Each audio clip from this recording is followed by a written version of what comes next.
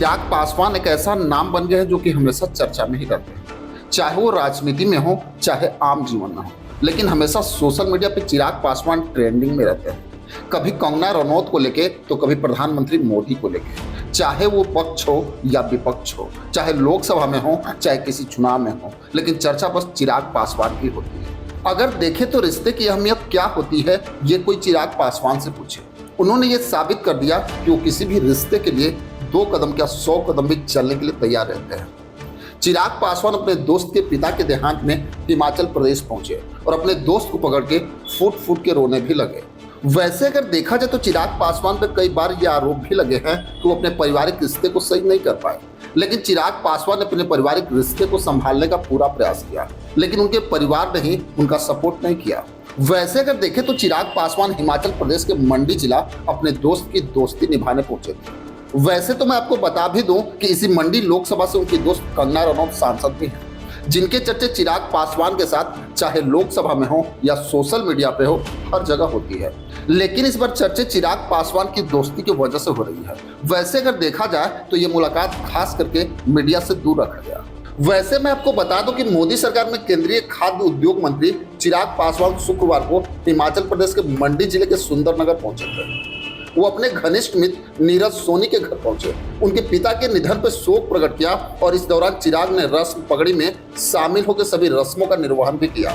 वैसे मैं आपको बता दूं कि सुंदरनगर निवासी नीरज सोनी और पंकज सोनी के पिता राजेंद्र सोनी का कुछ दिन पहले ही देहांत हो गया था। शुक्रवार को उनके देहांत के बाद रस्म पगड़ी थी, जिसमें केंद्रीय मंत्री चिराग पासवान ने भी अपनी उपस्थिति दर्ज करवाई।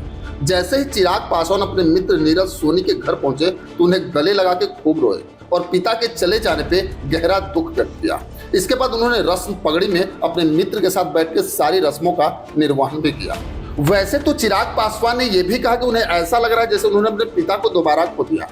पिता के जाने का दुख क्या होता है वे इस बात को भलीभांति समझ सकते हैं, क्योंकि वे इस दुख को सहन कर चुके हैं। उन्होंने अपने पिता स्वर्गीय रामविलास पासवान को याद करते हुए कहा कि जब वो जीवित थे तो हर वक्त उनका हालचाल पूछते रहते थे। चिराग पासवान ने बताया कि उनकी कमी हमेशा खलती है। उन्होंने कहा कि कोई भी बेटा अपने पिता के जीते जी उनकी पगड़ी नहीं पहनता, लेकिन उनके चले जाने के बाद पहननी पड़ती है और यह एक सामाजिक रस्म है जिसका निर्वहन खुद उन्होंने भी किया है। उन्होंने पूरे परिवार को ढांढस बढ़ाते हुए हौसला बनाए रखने का संदेश दिया। वैसे तो चिराग पासवान शुक्रवार को सुबह 9 बजे सुंदरनगर पहुंचे थे और शाम 3 बजे यहां से वापस दिल्ली लौटे। उनके इस दौरे को पूरी तरह से गोपनीय रखा गया था, किसी को भी कोई खबर नहीं थी। रस्म पगड़ी में सिर्फ परिवार के ही लोग शामिल। मैं आपको बता दूं कि सुंदरनगर निवासी नीरज सोनी और उनकी धर्मपत्नी चांदनी सोनी मुंबई में वेब सीरीज निर्माता हैं और हाल ही में उन्होंने रत्नांचल और तंदूर जैसे कई हिट वेब सीरीज भी बनाई है। चिराग पासवान के साथ इनके घनिष्ठ मित्रता और पारिवारिक संबंध है। इस मौके पर चिराग पासवान के साथ बिग बॉस फिल्म पवित्रा पुनिया भी साथ आई थी।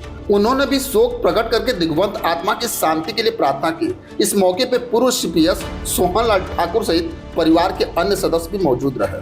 वैसे तो चिराग पासवान अपने दोस्त के घर पहुंच के ये साबित कर दिया कि वो किसी भी रिश्ते के लिए हमेशा तत्पर रहते हैं। खैर, इसमें आपकी क्या राय है हमें कमेंट बॉक्स में जरूर लिखेंगे। बस आज के लिए इतना ही, फिर मिलेंगे। जय हिंद।